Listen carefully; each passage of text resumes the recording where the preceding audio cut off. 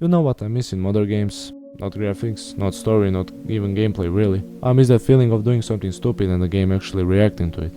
Like throwing a chair at a zombie and it actually knocking him over, or watching a guy trying not to fall after we hit him with a car. That feeling, that came from physics, and from about 2001 to 2012 games were obsessed with it, in the best way possible. So let's talk about that wild, wonderful time. Let's rewind. In the 90s physics in games were bad, like embarrassingly bad. You shot the guy and he'd fall the same exact way every time. Explosions looked cool but nothing actually moved, games were static, controlled and predictable. They weren't designed to react to you, they were just built to look like they did. But that started to change. Early 2000s came and suddenly developers were like, what if we let the game world actually behave like a world? Enter Havoc, the physics engine that changed everything. Games like Red Faction let you blow through walls with rockets, no more invisible barriers. Max Payne 2 introduced ragdoll physics, every time you shot a guy he'd fall every time differently. Hitman contracts, bodies you could drag, pose, toss, it was creepy, but also oddly fun. Then came the Big Bang.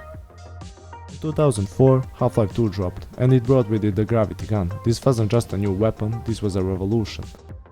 You could pick up saw blades and throw them like frisbees, stack boxes to reach new areas. For the first time physics weren't just in the game, they were the game, and the world noticed. This kicked off what I like to call golden era of game physics. Suddenly felt like every day team had a toy box they were dying to show off. So let's go through some highlights.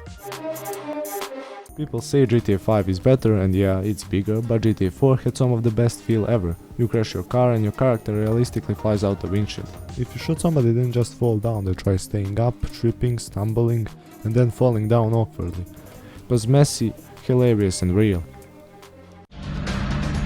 Grappling hook plus parachute plus explosions gives endless stupidity. In Just Cause 2 you could do anything with anything, tie multiple cars together and drive them down a hill and let physics do its thing, or just blow up a gas station or watch everything collapse in slow motion. Nothing made sense, but everything was fun and it all relied on physics. Remember Crisis 4 can it run Crisis, but real ones remember the physics. You could knock trees over with gunfire, collapse shacks with grenades, pick up objects and throw them at enemies for laughs. It was immersive in a way graphics so the pull off. Portal took physics and turned it into puzzle system. Conservational momentum wasn't just science class anymore, it was how you survived. It was brilliant, smooth and never felt too smart, plus it was hilarious, the cake was absolutely a lie. Imagine giving players a physics engine and saying go break it. That's Gary's one. You could launch ragdolls across the map, build weird machines, create scenes that made no sense but looked amazing in slow motion. It became a YouTube playground and it still lives today because the physics were just that fun.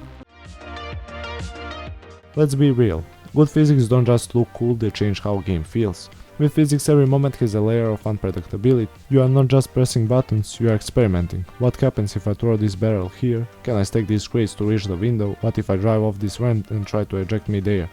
You weren't just playing, you were testing the world, and sometimes it broke, but when it did, it was hilarious. So why did it stop? Well, a few things. Multiplayer dominance, online games became the focus and physics are messy online, hard to sync and easy to exploit. Graphics took over 4K ray tracing, facial animations, these look great in trailers but don't change gameplay like physics do. Scripting is safer, why simulate a box falling when you can just script it to fall perfectly every time? Consoles weren't ready, old-gen consoles couldn't handle too much real-time simulation, so devs cut corners. Result? Games felt cleaner but also colder. There's hope. Teardown lets you destroy every voxel in the world, it's beautiful chaos. Boneworks, Blade and Sorcery and other VR titles depend on physics because in VR it has to feel right or it's trash. And engines like Unreal Engine 5 have powerful built-in physics. We are seeing glimmers of that old school freedom again, it's just not mainstream yet, but it's coming.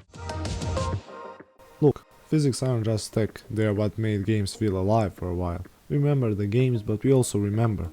The way a guy flew when we hit him with a car in GTA 4, like throwing a car to a plane and watching the chaos unfold, or throwing an NPC at a house and watching collapse in Crisis.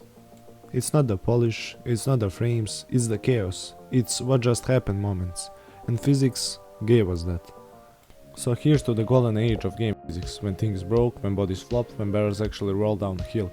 It wasn't perfect, but it was better. Do you have a favorite moment from that era, a physics glitch that made you cry laughing, or a time a game surprised you with how real it felt? Drop it in the comments, I'd love to hear your stories. And hey, if you're there watching this, please bring back dumb, fun, creative physics. We miss them. And thanks for hanging out, see ya in the next one.